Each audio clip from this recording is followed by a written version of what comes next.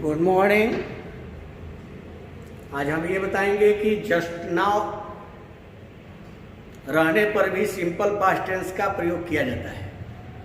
ऐसे just now के विषय में माइकल स्वान का कथन क्या है उस पर हम लोग ध्यान देंगे।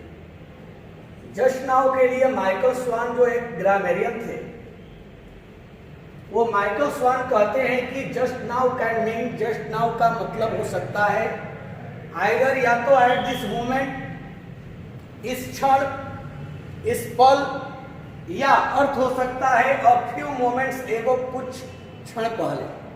जस्ट नाउ दो अर्थ देता है। जस्ट नाउ का एक अर्थ हो सकता है एट दिस मोमेंट, इसी पल, इसी क्षण में, इसी पल में, और दूसरा अर्थ हो सकता है ए फ्यू मोमेंट्स एगो, कुछ क्षण पहले। अब जैसे अगर हम कहते हैं कि एट दिस मोमेंट का अगर अर्थ निकल रहा है जस्ट नाउ का, तो हम सिंपल प्रेजेंट टेंस में प्रयोग करते हैं। यानी अगर जस्ट नाउ का अर्थ है at this moment, at this moment मतलब इसी पल में, इसी क्षण, इसी क्षण, इसी पल, तो उस स्थिति में हम सिंपल प्रेजेंट टेंस का भी प्रयोग करते हैं। जैसे हम कहते हैं कि she is not here just now. अब ये सिंपल प्रेजेंट टेंस हो गया कि वो यहां एट दिस मोमेंट, इस क्षण नहीं है, यानी इस क्षण अभी वो यहां नहीं है। तो जस्ट नाउ जब एट दिस मोमेंट का अर्थ देता हो तो सिंपल प्रेजेंट टेंस का प्रयोग किया जाता है। लेकिन यही जस्ट नाउ का अर्थ अगर अ फ्यू मोमेंट्स एगो होता, अगर जस्ट नाउ अर्थ दे देता हो अ फ्यू मोमेंट्स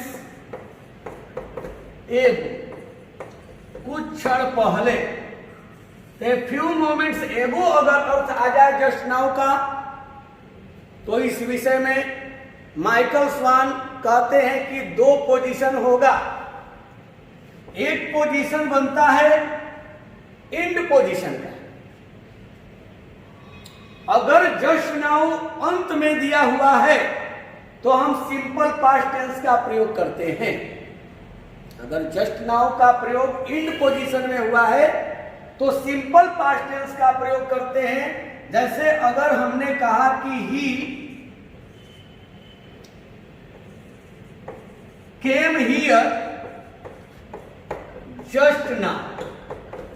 अब देखिए ये जस्ट नाउ एंड पोजीशन में है, और जब एंड पोजीशन में रहे, अंतिम में इसकी स्थिति रहे, अंत में दिया रहे, तो उस समय सिंपल पास्ट टेंस का प्रयोग किया जाता है। ध्यान देंगे, यहां लोग कंफ्यूज होते हैं। माइकल स्वान का कथन है ये, भिन्न भिन्न लोग भी अलग अलग अपना राय देते हैं, लेकिन माइकल स्वान कहते हैं कि अगर जस्ट नाउ एंड पोजीशन में है तो यहां आप सिंपल पास्ट टेंस का प्रयोग करेंगे, पास्ट इंडेफिनिट का सेकंड पर। तो ही केम हियर जस्ट नाउ। लेकिन अगर यही जस्ट नाउ मिड पोजीशन में है विद वर्ब के साथ, अगर वर्ब के साथ मिड पोजीशन में है, यानी वर्ब के बीच में है, तो उस स्थिति में प्रेजेंट परफेक्ट या सिंपल पास्ट टेंस दोनों होता है। प्रेजेंट परफेक्ट भी हो सकता है और सिंपल पास्ट टेंस भी हो सकता है। जैसे अगर हम कहते हैं कि I have just now realise what I need to do. अब देखिए ये जस्ट नाउ जो है इस वर्ब हैव और रियलाइज के बीच में है। तो ऐसे कंडीशन में जब बीच में है, मिड पोजीशन में है, वर्ब के साथ अगर है, तो उस कंडीशन में वर्ब के साथ अगर with the verb mid position हो तो प्रेजेंट परफेक्ट में भी हम प्रयोग करते हैं या कहते हैं कि सिंपल पास्ट टेंस भी यहां हो सकता है। यानी हम ये भी कह सकते हैं कि आई जस्ट नाउ रियलाइज, मैंने अभी कुछ क्षण पहले ही मैंने एहसास मुझे हुआ, रियलाइज मैंने किया कि what I need to do, मुझे क्या करने की जरूरत है। तो देखिए जस्ट नाउ के विषय में माइकल स्वान का कथन है कि जस्ट नाउ का अर्थ अगर होता हो एट दिस मोमेंट तो सिंपल प्रेजेंट टेंस में व्यक्त करें, लेकिन अगर जस्ट नाउ का अर्थ अ फ्यू मोमेंट्स एगो होता हो तो वहां ध्यान दें, अगर इंड पोजीशन में जस्ट नाउ है तो सिंपल पास्ट टेंस यानी पास्ट इंडिफिनिट का प्रयोग करेंगे, लेकिन अगर मिड पोजीशन में जस्ट नाउ है वो भी विद द वर्ब के साथ, मिड पोजीशन का मतलब कहीं नहीं, वर्ब के साथ अगर जस्ट नाउ मिड पोजीशन में है तो उस समय हम प्रेजेंट परफेक्ट या सिंपल पास्ट टेंस का प्रयोग करते हैं। मिड पोजीशन में सिंपल पास्ट टेंस या प्रेजेंट परफेक्ट, लेकिन इंड पोजीशन में सिंपल पास्ट टेंस का प्रयोग करते हैं। लेकिन वही जस्ट नाउ अगर एट दिस मोमेंट का अर्थ देता हो तो उस समय हम सिंपल प्रेजेंट टेंस का प्रयोग करते हैं। तो जस्ट नाउ रहने पर आपने सीखा कि कब सिंपल प्रेजेंट और कब हम सिंपल पास्ट टेंस और कब प्रेजेंट परफेक्ट का प्रयोग करते हैं। अब हम आगे देखते हैं, ये तो आप जान गए कि सिंपल पास्ट टेंस का भी प्रयोग होता है जस्ट नाउ के रहने पर। अब आगे हम बता रहे हैं कि जब आपको यह लगता हो कि कोई कार्य हो रहा था और उसी बीच में दूसरी घटना घटित हो गई तो वहां भी हम सिंपल पास्ट टेंस का प्रयोग करते हैं। जो घटना बीच में हुई उसके लिए, जो कार्य चल रहा था वो तो पास्ट कंटिन्यूअस, अब बीच में जो घटना घटित हो गई वो सिंपल पास्ट टेंस। जैसे अगर दिया गया है कि आई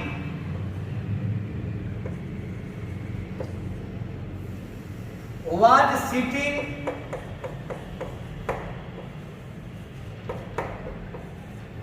in the room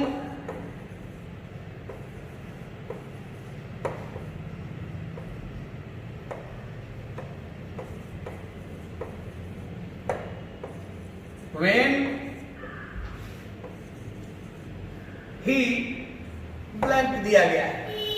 अब मैं कमरे में बैठा था, बैठने का काम चल रहा था, जब वह आया, केम, यहां सेकेंड फॉर्म का प्रयोग हमने कर दिया, सिंपल पास्ट टेंस का प्रयोग किया। यानी जब मैं कमरे में बैठा था, यानी मैं कमरे में बैठा था जब वह आया, यानी बीच में घटना घटित हुई आने का, तो जो बीच में घटित हुई वो सिंपल पास्ट में और जो कार्य चल रहा था वो पास्ट कंटिन्यूअस में। यही नहीं, अगर ये आपको लगता है कि दो कार्य पास्ट में हुए तो उसमें देखना होगा कि कौन पहले हुआ और कौन बाद में। तो जो पहले हुआ वो पास्ट परफेक्ट में होता है और जो बाद में हुआ वो सिंपल पास्ट टेंस में होता है। अगर दो घटनाएं पास्ट की है तो जो उसमें पहले हुई घटना घटित हुई वो पास्ट परफेक्ट और जो बाद में घटित हुई वो सिंपल पास्ट टेंस में। जैसे अगर हम कहते हैं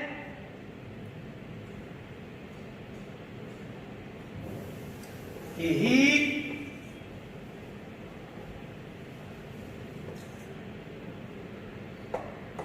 और ब्लैंक दे दिया गया, the station after the train had started. देखिए, ट्रेन के खुल जाने के बाद वह स्टेशन पहुंचा। तो ट्रेन के खुल जाने के बाद वह स्टेशन पहुंचा, दो काम हुआ, एक ट्रेन का खुलना और एक स्टेशन पहुंचना। तो पहले काम कौन हुआ है? तो ट्रेन का खुलना, तो ये बना पास्ट परफेक्ट में। और इसके बाद वह स्टेशन पहुंचा है ट्रेन खुलने के बाद, तो वो बनेगा सिंपल पास्ट टेंस में, यानी वर्ब का सेकंड फॉर्म। रिच्ड होगा, he reached the station after the train had started, यानी ट्रेन के खुल जाने के बाद वह स्टेशन पहुंचा। तो जब ये लगे आपको कि दो घटनाएं पास्ट की, तो उसमें देख लीजिए कि कौन पहले और कौन बाद में। तो जो घटना पहले वो पास्ट परफेक्ट में, और जो उसके बाद हुई वो सिंपल पास्ट टेंस में व्यक्त की जाती है। Thank you.